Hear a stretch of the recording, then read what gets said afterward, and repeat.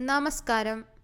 ഇന്നത്തെ വീഡിയോയിൽ നമ്മൾ സംസാരിക്കാൻ പോകുന്നത് വളരെ പ്രധാനപ്പെട്ടതും ഒട്ടേറെ ആളുകൾക്ക് ഉപകാരപ്പെടുന്നതുമായ ഒരു വിഷയത്തെക്കുറിച്ചാണ്.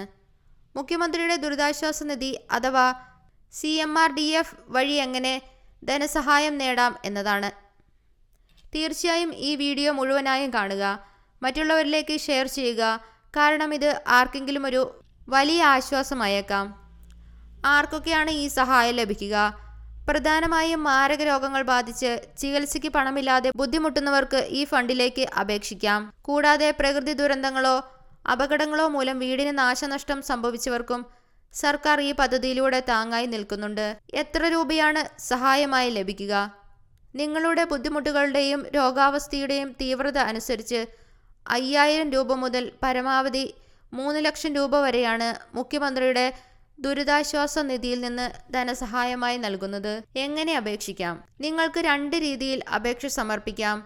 ഒന്നുകിൽ നേരിട്ട് നിങ്ങളുടെ പ്രദേശത്തെ MLA ഓഫീസ് വഴി അപേക്ഷിക്കാം, അല്ലെങ്കിൽ ഓൺലൈൻ സംവിധാനം ഉപയോഗിച്ച് നിങ്ങളുടെ അടുത്തുള്ള അക്ഷയ കേന്ദ്രങ്ങൾ, കോമൺ സർവീസ് സെന്ററുകൾ, ജനസേവാ കേന്ദ്രങ്ങൾ എന്നിവ വഴിയും വളരെ എളുപ്പത്തിൽ അപേക്ഷിക്കാവുന്നതാണ്.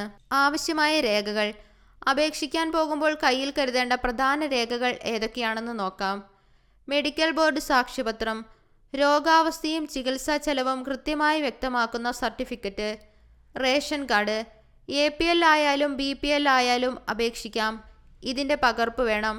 ആധാർ കാർഡ് വിവരങ്ങൾ, ബാങ്ക് അക്കൗണ്ട്, പാസ്ബുക്കിൻ്റെ പകർപ്പ്, വില്ലേജ് ഓഫീസറിൽ നിന്നുള്ള വരുമാന സർട്ടിഫിക്കറ്റ്, നിങ്ങളെ ബന്ധപ്പെടാൻ നിലവിൽ ആക്റ്റീവായിട്ടുള്ള ഒരു മൊബൈൽ നമ്പറും ഇമെയിൽ ID-യും. ഇത്രയും രേഖകൾ പ്രധാനമായും കയ്യിൽ കരുതേണ്ടവയാണ്. Verification processing. അപേക്ഷ സമർപ്പിച്ചു കഴിഞ്ഞാൽ വില്ലേജ് ഓഫീസർ നേരിട്ട് വന്ന് ഫീൽഡ് വെരിഫിക്കേഷൻ നടത്തുന്നതായിരിക്കും.